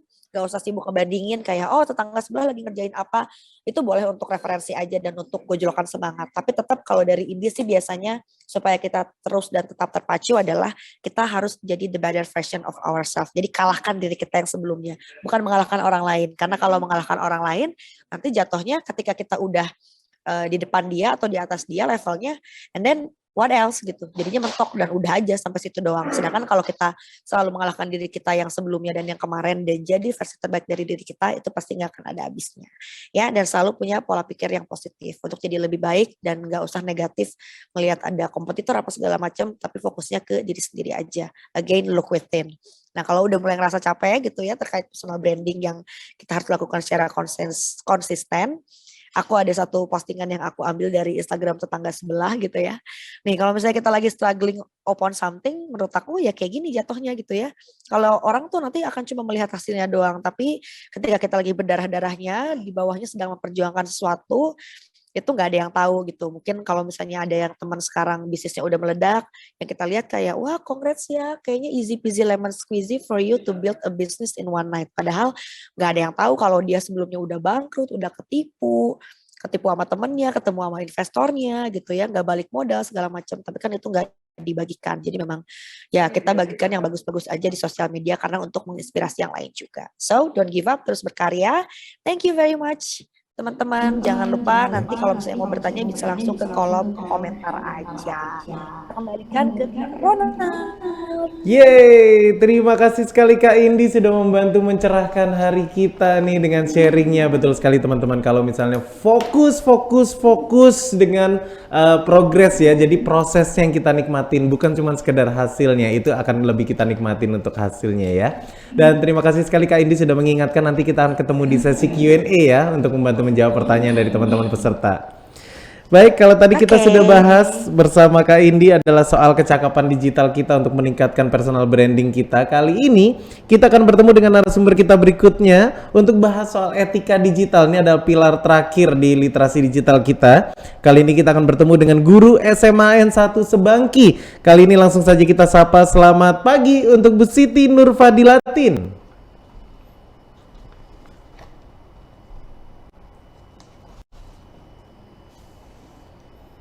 Selamat pagi, Bu Siti.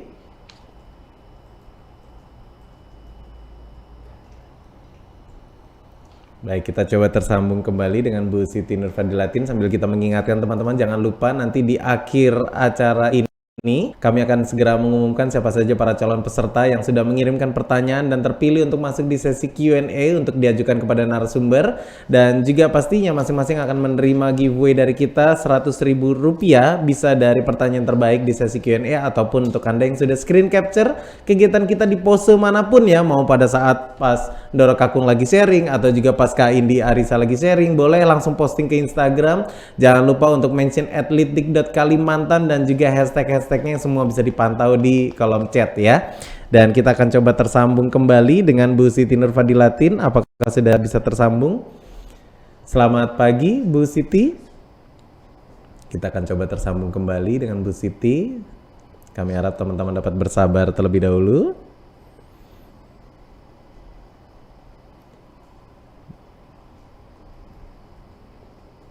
Tampaknya di monitor kami masih belum bisa tersambung.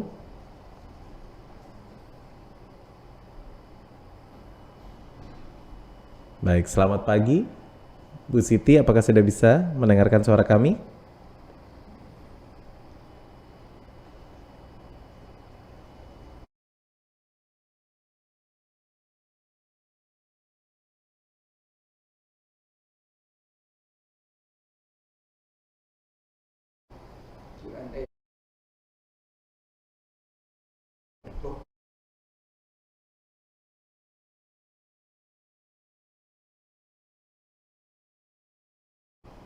Baik, kita coba tersambung kembali dengan Bu Siti. Selamat pagi Bu Siti. Masih belum bisa ya. Baik, kemungkinan terburuk kita akan langsung masuk ke sesi Q&A. Bu Siti, selamat pagi. Silakan di-unmute.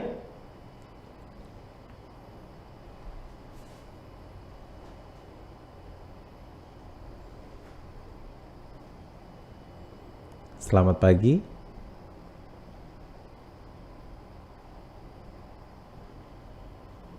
Masih belum bisa?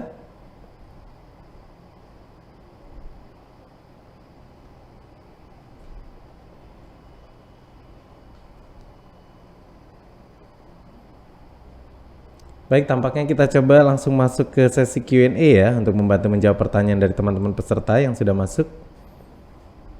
Karena tampaknya kita belum bisa tersambung kembali dengan Bu Siti. Atau apakah sudah bisa? Belum bisa ya. Baik, kalau begitu. Baik, kita langsung saja masuk ke sesi question and answer di mana kita akan bertemu dengan masing-masing narasumber untuk kita mencoba untuk mencari pencerahan dari sisi masing-masing narasumber untuk menjawab pertanyaan dari teman-teman peserta. Kali ini kita akan tersambung kembali dengan Ndoro Kakung terlebih dahulu. Bagaimana teman-teman di studio? Bu Siti, kita bisa tersambung dengan Bu Siti? Selamat pagi Bu Siti. Belum bisa? Ya, selamat pagi Bu Siti. Kami mohon bisa dibantu untuk sharingnya nih untuk bijak di kolom komentar. Apakah bisa dilanjutkan? Baik, Ya. mohon maaf. Baik, silakan.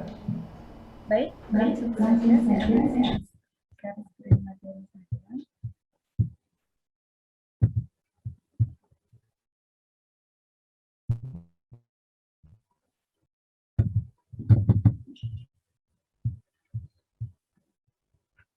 Sudah terlihat ya Kak Ronald? Ya, silakan dilanjutkan Bu Siti. Ya,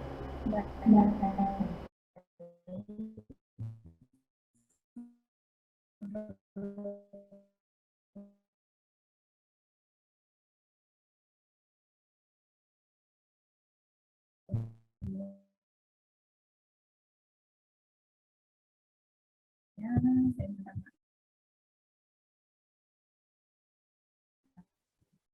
Gangguan tadi ya. Salam sejahtera bagi kita yang para narasumber telah hadir di webinar ini. Semoga kita senantiasa selalu berkembang. Baik, sebelumnya saya akan memperkenalkan diri terlebih dahulu. Nama saya Siti Nur Fadilatin. Saya mengajar bahasa Indonesia di SMA Negeri 1 Sebanti, Kecamatan Sebanti, Kabupaten.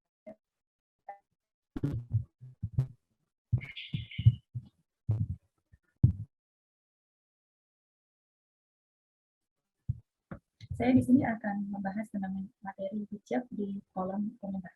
Untuk kata kunci pada pagi hari ini yaitu hijab sama komentar. Dalam tema ini saya akan membahas 3 hal.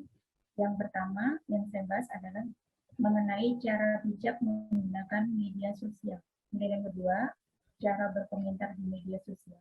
Dan yang ketiga adalah cara menanggapi komentar di media sosial. Baik, langsung saja. Yang pertama, hijab menurut KBBI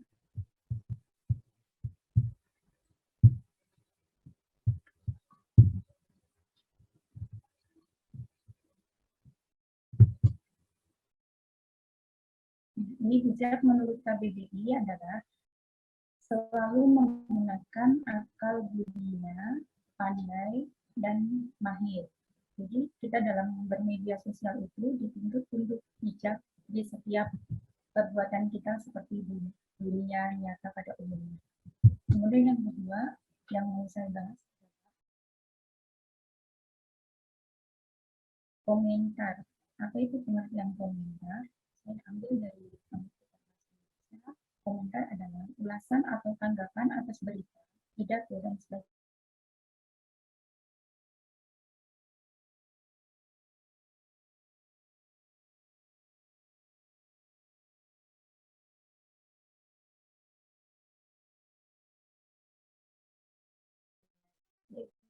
Menerangkan atau menjelaskan.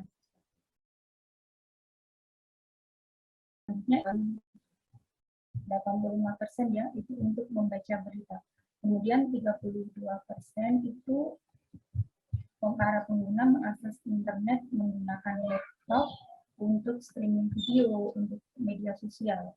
Kemudian ada 14% pengguna internet mengakses menggunakan desktop itu untuk pesan instan.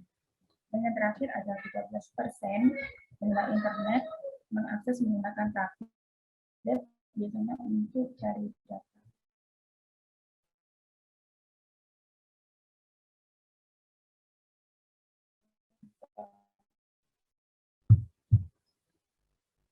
membahas cara yang kali kita gunakan untuk keperluan atau kegiatan kita sehari-hari.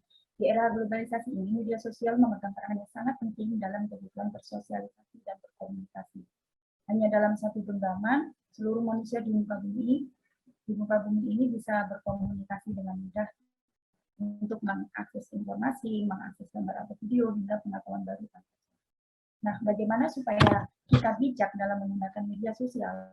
Langkah pertama yang kita lakukan adalah, satu, jangan asal posting konten. Maksudnya bagaimana? Jangan asal posting konten. Kita di sini misalnya satu media sosial yang saya contohkan, Facebook. Nah, dalam menggunakan Facebook, jangan asal memposting konten-konten. Kita saring dulu konten-konten yang memang benar-benar teman kita posting di media sosial. Karena meskipun media sosial itu mempunyai fitur privasi, kita bisa atur, namun tidak ada salahnya kita menggunakan media sosial itu dengan bijak supaya kita lebih baik dan bermanfaat sehingga tidak ada orang lain yang tersinggung. Kemudian yang kedua, tidak perlu detail mencantumkan informasi. Maksudnya, misalnya kita memiliki media sosial Facebook tadi ya, nama kita boleh kita menggunakan nama asli, boleh kita mencantumkan misalnya ada tanggal lahir atau misalnya nomor HP, tapi alangkah baiknya kita membatasi informasi pribadi kita, karena kita tidak tahu ya kejahatan-kejahatan di media sosial itu sudah mengintai kita. Alangkah baiknya kita melakukan privasi mengenai data diri kita. Kemudian yang ketiga ada jaga etika. Dalam bermedia sosial memang memberikan kebebasan bagi para penggunanya, tetapi bukan berarti bebas asal kita menggunakan media sosial itu. Bebas di sini maksudnya bebas namun terbatas. Jadi kita tetap harus menjaga etika kita. Harus sopan santun, selalu bersikap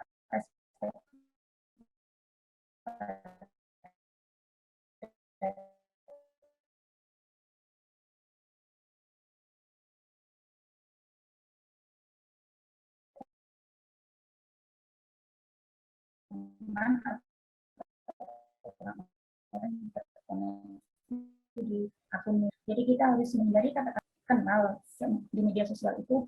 Belum tentu kita mengenal semuanya, mengenal pribadi orang yang satu dengan orang lain. Kita harus selalu waspada dan kita harus pilih-pilih teman yang memang benar-benar kita kenal saja. Itu untuk meminimalisir kejahatan-kejahatan yang sudah menimpa kita, bisa penipuan atau kejahatan-kejahatan yang lainnya. Kemudian yang kelima adalah filter akun-akun yang diikuti. Jadi kita dalam media sosial itu harus benar-benar memastikan kita mengikuti akun-akun yang sifatnya bermanfaat saja, yang positif-positif saja. Jadi nanti kalau kita misalnya ada akun-akun yang bernuansa negatif, nah nanti akan bisa jadi toksik. Kita tidak mengikutinya atau lebih baik kita tinggalkan saja. Jadi alangkah baik bisa memberikan kita manfaat untuk diri kita sendiri maupun orang lain. Jadi nanti akun-akun yang negatif itu hanya bisa menimbulkan toksik dan mungkin tidak memiliki kegunaan. Alangkah baiknya kita tidak perlu mengikuti akun-akun yang seperti itu. Selanjutnya, etika berkomentar di media sosial. Nah, etika berkomentar dalam memberikan komentar di media sosial ini sering sekali ya, kita itu mungkin setiap hari memberikan komentar di media sosial, misalnya di WA atau di Facebook, Instagram, dan Twitter, dan media sosial yang lainnya. Nah, ada etikanya dalam berkomentar di media sosial. Yang pertama adalah pastikan kamu sudah membaca atau menonton keseluruhan. Maksudnya ini, kan ada konten-konten yang Baik, izin mohon maaf, Bu Siti mengingatkan waktu sudah habis, kami berikan tambahan 1 menit untuk penutupan materi. Kami persilakan Bu Siti. Misalnya kalau kita baik, karena waktunya sudah habis, jadi saya lanjutkan ya, memberi komentar sesuai dengan isi konten, kemudian jangan memberikan komentar yang menyinggung, kemudian jangan memberikan komentar yang dan hindari berdebat di media sosial. Yang terakhir dari saya adalah dalam bermedia sosial kita harus komentar yang kita tulis jadi mencerminkan pribadi kita. Oleh karena itu, penting bagi kita selalu bijak dalam berkomentar di media sosial. Jadilah pribadi yang berkelas dengan tidak berkomentar negatif atau menyinggung orang lain di media sosial. Dan yang bisa saya sampaikan, maaf atas kekurangan yang terjadi. Sekian, Assalamualaikum warahmatullahi wabarakatuh. Terima kasih untuk Pak Ronald. Saya kembalikan waktunya kepada Waalaikumsalam warahmatullahi wabarakatuh. Terima kasih sekali Bu Siti untuk sharingnya. Nanti kita akan ketemu di sesi Q&A ya untuk membahas teman-teman peserta yang mungkin punya pertanyaan soal bijak di kolom komentar. Nanti di sesi Q&A ya. Dan kali ini langsung saja teman-teman kita akan masuk ke sesi question and answer di mana kita akan bertemu dengan masing-masing narasumber untuk membantu menjawab pertanyaan dari teman-teman. Kali ini kita akan menuju ke Ndoro Kakung terlebih dahulu nih. Datang pertanyaan dari Vicky Junianto. Untuk Ndoro Kakung, bagaimana caranya nih mungkin atau tipsnya supaya kita tidak tertipu oleh pebisnis online atau penipu sosial media yang seringkali meresahkan masyarakat terutama di bisnis online dan juga marketplace. Mungkin ada solusi singkatnya nih, kami persilakan Ndoro Kakung. Oke, terima kasih Ronald untuk pertanyaan yang bagus tadi ya. Bagaimana tips agar tidak tertipu. Jadi ada beberapa hal yang mesti diperhatikan dalam belanja online. Yang pertama tentu saja bagaimana kita ya menilai sebuah atau memilih penjual ya. Apakah penjual tersebut bisa dipercaya atau tidak? Caranya dengan mengecek kredibilitas si penjual tadi ya. Tadi ada dengan cara misalnya cek rekeningnya di cekrekening.id. Kemudian juga melihat review atau ulasan dari pembeli lain. Kemudian kalau penjual tersebut menawarkan produknya di Lokapasar, kita juga bisa melihat rankingnya. Apakah Lokapasar tempat dia berjualan itu memberikan ranking yang tinggi atau tidak ya, ada bintang dan segala macam itu. Nah, kemudian juga teman-teman supaya tidak tertipu, juga perlu selalu mengamankan yang namanya data pribadi yang menyangkut platform untuk transaksi ya.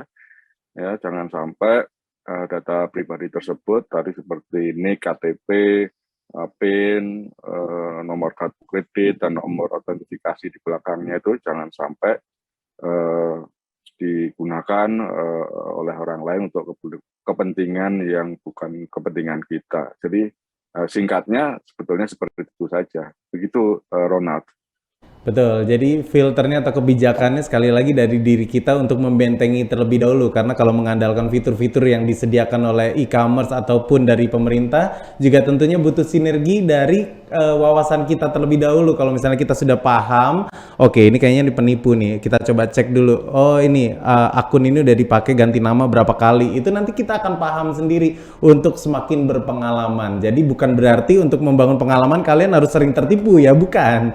Tapi bangunlah dengan wawasan literasi digital. Terima kasih sekali Ndoro Kakung sudah membantu mencerahkan pertanyaan dari siapa tadi? Vicky Junianto. Terima kasih.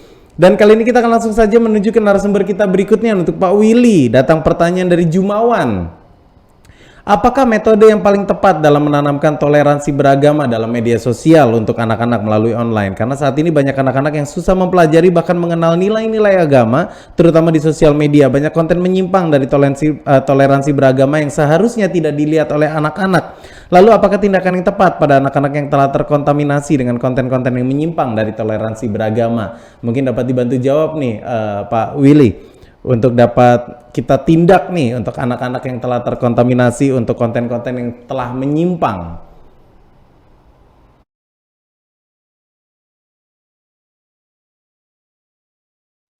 Baik, terima kasih. Pertanyaan yang baik sekali dan menarik ya.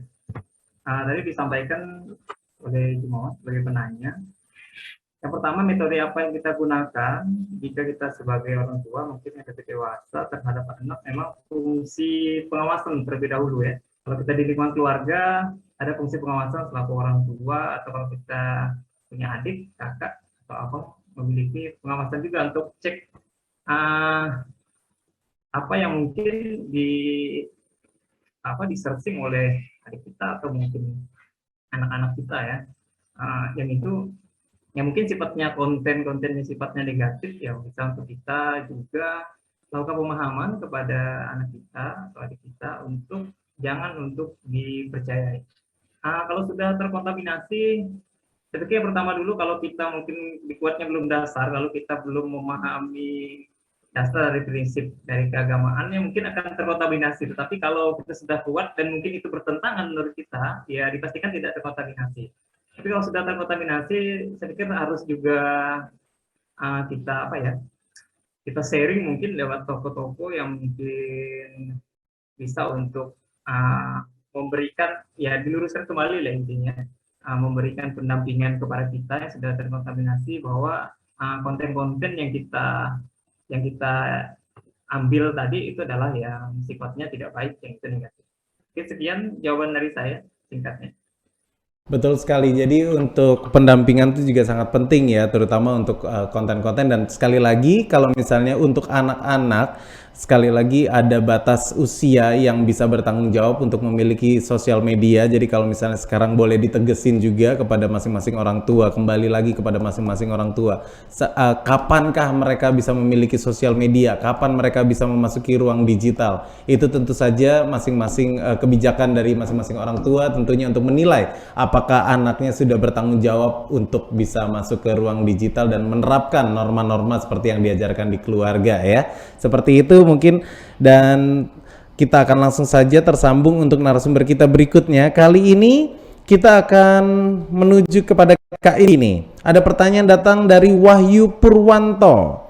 Jika sosial media kita udah mulai banyak follower, udah mulai ada tawaran untuk endorse, udah mulai rame nih. Bagaimanakah tips untuk memilih produk yang kita terima untuk endorse agar tidak melukai personal branding kita? Nah, ini udah tips-tipsnya nih. Silakan Kak Indi. Oke, buat Wahyu pertanyaannya, well good luck dan congratulations ya kalau udah mulai ada brand yang tap in gitu. Tapi sebetulnya nggak ada pilihan untuk kalau misalnya kalian pengen menerima sebuah endorsement atau mungkin kita mempromosikan produk tersebut gitu ya. Selama masih hal yang positif, satu, udah gitu kemudian juga masalah sesuai dengan personal branding apa enggak juga itu balik lagi ke kalian. Karena meskipun let's say ya, kalian spesialisnya itu di foodies, suka review makanan, tapi tiba-tiba ada brand beauty yang masuk, misalnya skincare gitu ya, nggak masalah sih kalau misalnya kalian ternyata bisa mempromot itu dengan caranya kalian gitu. Cuma memang kalau aku sih biasanya ya, ini sebetulnya mungkin banyak yang nggak setuju, tapi kalau aku memang tipe yang nggak suka tuh kayak istilahnya cuma iklan aja gitu di postingan gue. Jadi biasanya kan itu suka ada materi yang udah tinggal kita tayang dan kita naikin aja ya. Nah, kalau kayak gitu biasanya aku memang create dengan bahasa aku sendiri gitu. Jadi kalau misalnya bisa sih supaya nggak mengecewakan followers yang memang sudah setia mengikuti konten-konten kita adalah dengan cara lo bikin si konten itu segenuine mungkin dan alangkah lebih baiknya kalau misalnya teman-teman biasanya ada review untuk penggunaan beberapa hari dulu gitu ya. Jadi sama kalian tuh istilahnya benar-benar tried and tested. Nah kalau yang kayak gitu biasanya followers kalian nanti jadi lebih percaya.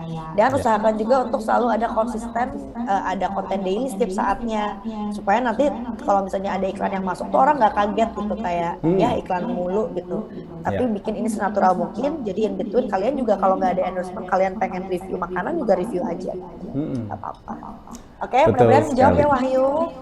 Ya, semoga menjawab ya Wahyu. Jadi kalau misalnya tadi udah dibilangin ya, tinggal masukin aja konten itu jadi sesuai dengan ciri khas kalian. Kalau misalnya kalian ternyata biasanya adalah foodies blogger atau foodies traveler, kemudian kemasukan produk beauty, ya sambil nyari makanan, misalnya kalian juga jelasin, wah siang-siang gini kita mau belusukan nih nyari makanan yang seru di daerah Yogyakarta, tapi jangan lupa pakai sunscreen dulu misalnya. Jadi kan dimasukin versi gaya kalian gitu. Hebat loh, keren. Gila ya. Itu saya kan ngelihat dari Instagramnya Kak Indi, soalnya belajarnya saya ngeliatin, oh begini caranya Indi supaya jadi famous. Oke. Ya, terima kasih yang dibilang Karona karena make sense gitu. Meskipun lo biasanya suka review makanan, tapi in real life juga lo kan pakai produk perawatan minimal skincare gitu kan. Ya orang juga pasti akan pengen tahu sih sebetulnya untuk food blogger kayak lo sebetulnya di balik layarnya lo pakai shampoo apa sih atau lo pakai parfum apa sih. Nah itu juga pasti orang pengen tahu kan. Tapi memang bisa dimasuk-masukin. Sip, cakep banget ilmunya. Terima kasih sekali Kak Indi udah sharing. Semoga menjawab ya Wahyu ya. Baik, dan kali ini kita langsung saja untuk menuju ke narasumber kita berikutnya. Untuk Bu Fadila nih, kali ini datang pertanyaan dari Lydia. Banyak sekali di lingkungan saya yang umurnya lebih tua menganggap media sosial adalah sesuatu yang negatif karena melihat anak yang lain menjadi lalai dengan kewajibannya akibat dari kecanduan internet. Bagaimana caranya kita yang lebih muda menjelaskan bahwa internet itu tidak melulu negatif seperti yang dilihat dan banyak sekali manfaat apabila kita bijak dan juga cakap berdigital. Ini sebetulnya jawabannya simple ya, ikut literasi digital aja. Tapi kita coba melihat respon dari Bu Fadila, kami persilakan. Baik, terima kasih Pak.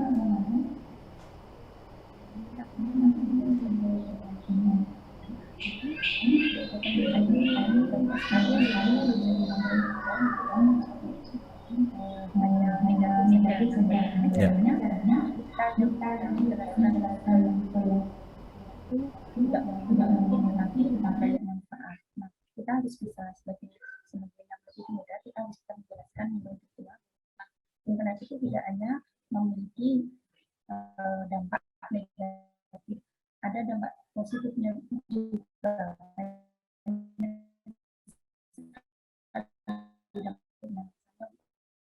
Berbagi informasi untuk sosial, kita sangat mudah sekali mendapatkan informasi-informasi.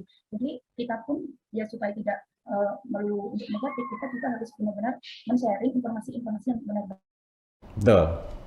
Ya. Sepakat sekali dengan Bu Siti Fadila. Jadi semakin banyak untuk informasi yang kita dapatkan, kita semakin banyak sebarkan bahwa dampak positifnya seperti hal-hal ini itu kita kayak racun setiap hari, kasih sharing terus setiap hari hal-hal yang positif. Jadi yang negatif-negatif akan otomatis terkikis dan mereka mulai melihat, wih bisa cuan ya dari sosial media, wah bisa ini ya, bisa mempengaruhi orang ya dari sosial media. Hal-hal seperti itu yang harus kita komunikasikan dan tentu saja kita juga jangan sampai menjilat ludah kita sendiri dengan melakukan hal-hal negatif di sosial media supaya kita tetap bisa menjadi contoh positif untuk orang-orang di sekitar kita. Terima kasih sekali Bu Fadila, dan kali ini saja para calon peserta yang akan menerima verifikasi dan juga menerima giveaway dari kami masing-masing Rp1.000 ya, karena 99.000-nya diambil sama moderator ganteng. Oke, anak-anak studio kayaknya terima-terima aja, nggak apa-apa berarti ya. Nggak ya, nggak boleh teman-teman. Kalian akan menerima bulat masing-masing 100.000. Ya, kali ini ada Lydia, ada Wahyu Purwanto, ada Jumawan, ada Vicky Junianto, ada Hilde Gardis Ardi Yuda, ada Ray Rahel Situmorang, ada Sigit Ari Wahyudi, ada Razes, ada Winda Kurnia, dan juga nanti tentunya ada beberapa calon peserta lagi yang akan kita tambahkan dari Instagram. Jangan lupa untuk verifikasinya sekali lagi hanya ke admin Instagram @litdik.kalimantan. Bukan ke hostnya Zoom, bukan ke moderator juga, apalagi ke Ndoro Kakung ya. Ntar sama Ndoro Kakung malah ditanyain giveaway-nya dilebihin dikasihnya. Ndoro Kakung kan terkenal baik hati ya. Baik, dan juga di akhir sesi ini kita akan berfoto bersama dengan seluruh narasumber dan juga seluruh peserta untuk dapat dinyalakan kameranya. Yuk silakan Rahmat, Cynthia yang tadi udah sempet nyala dari awal, kok sempet dimatiin, ayo dinyalain lagi yuk kameranya. Kita akan berfoto bersama dengan seluruh narasumber kita dan Ndoro Kakung. Kemudian juga terima kasih untuk Pak Willy Brodus Timda, terima kasih untuk Kak Indi Arisa, dan juga terima kasih untuk Bu Siti Nur Fadilatin yang telah meluangkan waktu untuk berbagi bersama teman-teman di Kabupaten Landak. Kita akan berfoto bersama ya. Dalam hitungan ketiga, 3, 2, 1. Baik, kita akan berpindah slide kali ini. Silakan untuk slide berikutnya. Nggak ada ya? Oh, nggak ada, berlebihan saya ya. Baik, untuk saat ini kami informasikan sekali lagi, jangan lupa follow Instagram kami @litdik.kalimantan dan juga YouTube channel kami ada di Literasi Digital Kalimantan.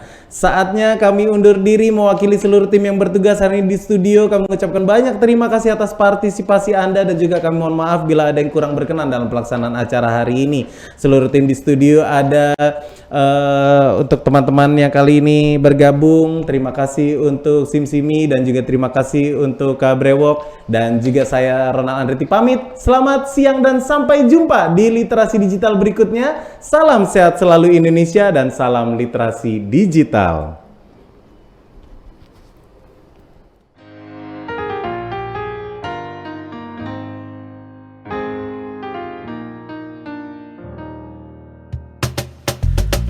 Tolong aku melolong, baca sosmed bikin aku bengong.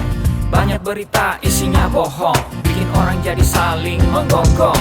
Seperti ada niat sebar kebencian, tanpa peduli akan ada kerugian. Seperti dapat munculnya permusuhan karena tertipu jadi curigaan. Gue pernah baca hoax di sosmed yang jadi merugikan tukang trompet. Katanya trompet bisa bikin kanker, trompet sih cuma bisa bikin bibir doer. Sylvester Stallone dibilang mati, Brad Pitt juga dibilang mati, Mr. Bean, Jackie Chan juga dibilang mati. Seneng banget doain orang mati. Harusnya ada etikanya bermain sosial media. Tak bisa asal mengirim tanpa dipikirin, bisa fatal akibatnya. Bersihkanlah udara kita dari kebencian. Sebarkan saja cintamu untuk Indonesia. Wahai kepada pengguna sosmed, mari bersatu sampai lengket. Jagalah persatuan, jangan lobet. Hati-hati banyak tukang copet. Hey, jangan sampai salah posting, bisa bikin orang jadi pusing. Cek dulu itu penting, jangan jadi cepat terpancing. Gue pernah takut salah minum karena bahaya buat tulang sumsum. Hampir semua merek disebutkan, gara-gara itu gue kehausan. Gue tertipu isu PKI, katanya jutaan sudah dipersenjatai. Akibatnya gue keluar biaya, bikin persembunyian bawah tanah. Harusnya ada etikanya bermain sosial media. Tak bisa asal mengirim tanpa dipikirin, bisa fatal akibatnya. Bersihkanlah udara kita dari kebencian. Sebarkan saja cintamu untuk Indonesia. Bersihkanlah udara kita dari kebencian. Sebarkan saja cintamu untuk Indonesia. Bersihkanlah udara kita dari kebencian. Sebarkan saja cintamu untuk Indonesia.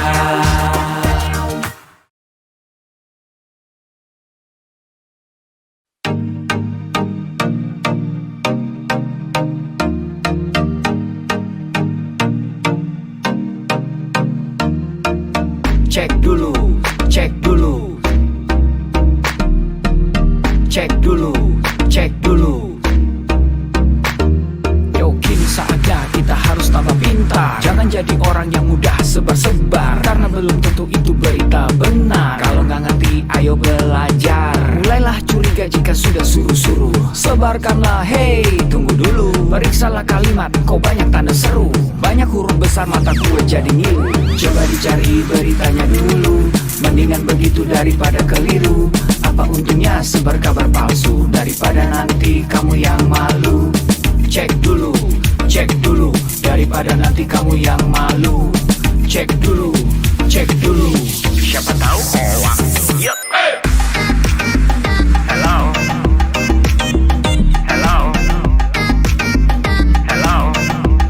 Siapa tahu hoax. Yup. Hello.